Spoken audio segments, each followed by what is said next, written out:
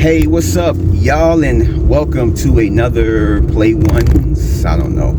Like I said, I'm just gonna go along with it since I'm talking about music, and I'm gonna be talking a little bit more about this Drake, Kendrick, J. Cole kind of situation that's going on. And so I kind of want to put this out. Today is Thursday. I'm putting this out today because from the rumors from the Joe Budden podcast, from I guess like I've heard from other people that they're expecting a Drake response by tomorrow. So I'm more than likely gonna put up another one if that comes out, and I get my thoughts on it. And like I said at the end of the other video, which you can check out, probably might put it up here, or it's going to be at the end of it if you want to hear my whole thoughts about J. Cole's apology. My first initial thoughts about it, definitely go check that out.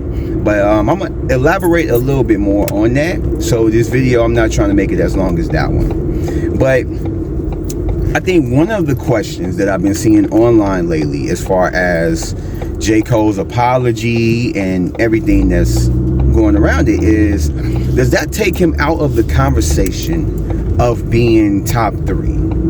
Does it really ruin or put a stain on his legacy as far as, just the type of rapper he is? And so my response to that, my thoughts on that is, for one, it is a stain on his legacy.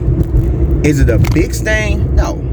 Because J. Cole is way more than just what happened. It's such a big thing right now because it just recently happened, and there's so much publicized attention going toward it that it's a big thing right now. But a year from now, yeah, we're still going to be talking about it, but it's not going to be as big. And like years from now, once he put out his next album, the album after that, and the album after that, and the more that he does, it's not going to be looked at as that. It's going to be one of those things where it is kind of a stain, but it's not overbearing over everything else that he's done. I will say that it will have people looking at his stuff differently. Like I said in the other video, he's not going to be able to talk about how he is the best. He can't. He can't go on the records. He can't go on any raps, any verses with any rapper talking about how he's gonna like flame your favorite rapper, how he's gonna put your favorite rapper in the news, how he's like Muhammad Ali. He can't say that. I feel like anytime that anybody listens to any of his raps now or any future raps with him saying anything of the sort, that they're gonna give him a side eye. It's gonna be disappointing listening to him saying these things, and we know because of his actions with the whole Kendrick stuff that this simply is just not true. So it will affect, I guess you could say, his fan base, not in a way where it's like they're gonna turn J. Cole off, or they're gonna I can't fuck with him no more, I'm not listening to J. Cole, and it's not gonna be like that, but it is gonna taint how people view his words from here on out, whether his past works or his future works. It's like they're gonna look at it but like, yeah, but what about Kendrick? So it's gonna leave that type of stain. It's just, I feel like it was one of the worst things that he could have done. He should have sparred, but maybe not took it as personal as he did. And if you're gonna prove in hip-hop that you are number one, then you need to prove it. No running away. Like, even if you lose, you need to give it your all. That way people can make a decision for themselves. But yeah, that was like the worst mistake that J. Cole could have made, especially knowing how competitive rap is, especially coming from the generation like that I've listened to rap. Like, me and J. Cole around the same age. I think he's like maybe a few years older, but when we listen to music when we were younger, we come from the era of like Tupac, Biggie, Nas, Jay, 50, Ja Rule. When all of these rappers were going at each other, LL Cool J, Cannabis, like, this is the era that we come from, where if you are an MC and you claiming that you're the best, the thing that you can do is, like, any competitors that you come across, you got to show them who's boss. That's what it is, and he just broke that rule, and it's just, he can't come back from that. As far as musically, his contribution, good, but as far as saying that you're the best, you can't come back from that. there's nothing that you can do at this point. Even if he decides to get back in the ring and prove himself, throw some shots at Kendrick, unless he just like demolishes him, we can't take it serious. But on the other hand, back to, does that disqualify him from being part of the top 3? No, it doesn't diminish him being top 3 or anything else. What it does diminish is him from being number 1. He can't be considered as number 1. That's the one thing that he can't do.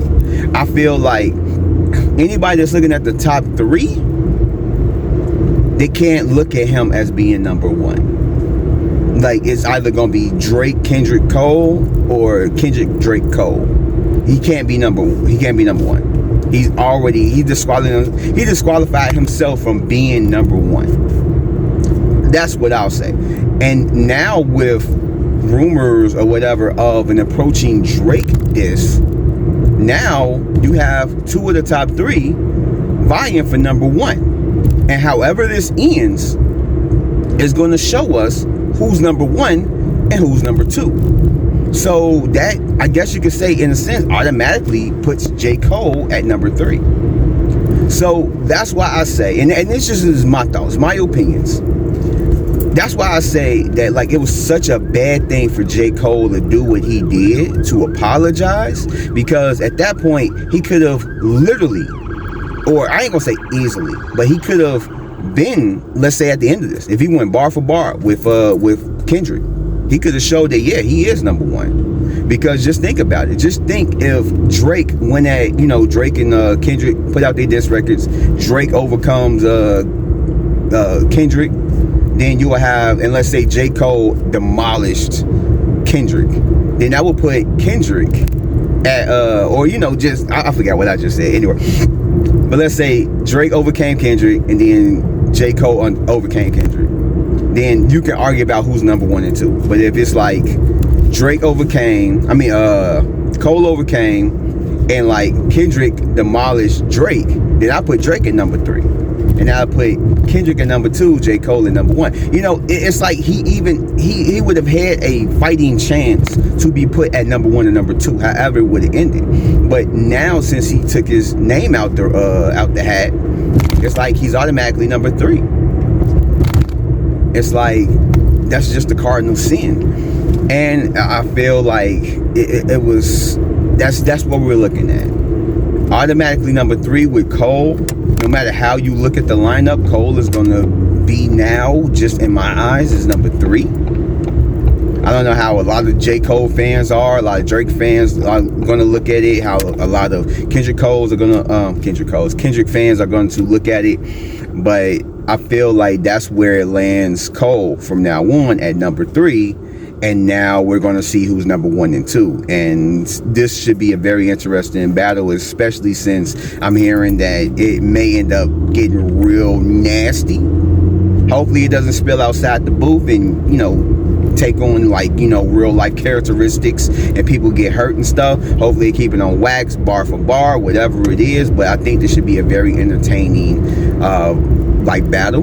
But as far as Cole, he's very. I'm pretty sure it's a lot of people, a lot of fans, like Cole fans, are very disappointed at his actions. Commend him, but it's a double-edged sword. Whether he did it before the diss record, before even sitting down and writing a diss record, or how he did it now after, it's still a double-edged sword. People would have still looked at it as like, okay, well, you're gonna have to stop saying you're number 1. You're gonna have to stop calling yourself Muhammad Ali. You're gonna have to stop saying all this stuff, how you gonna rip rappers to shreds and stuff, when you were tested and you didn't take it. You didn't take it there. You didn't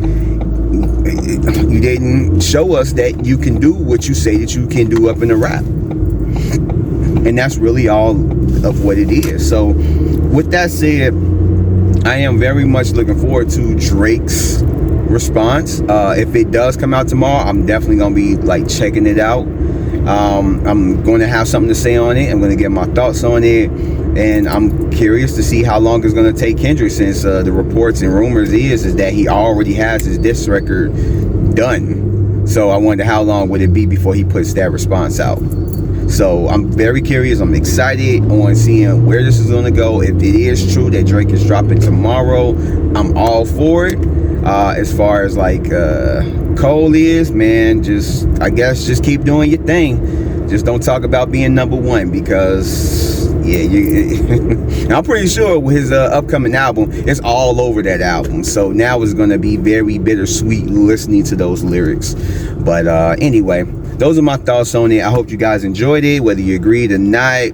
I mean, if you want to leave a comment, go ahead, definitely leave a comment. But if you like what you've heard and what I've said, go ahead, give me a like, subscribe if you're not, and hit that notification bell for more videos like this. And I will catch you guys on the next one. So peace out, stay safe, and man, if you're a rapper and you get tested, man, just go for it. Win, lose, or draw, shit, you never know until you try.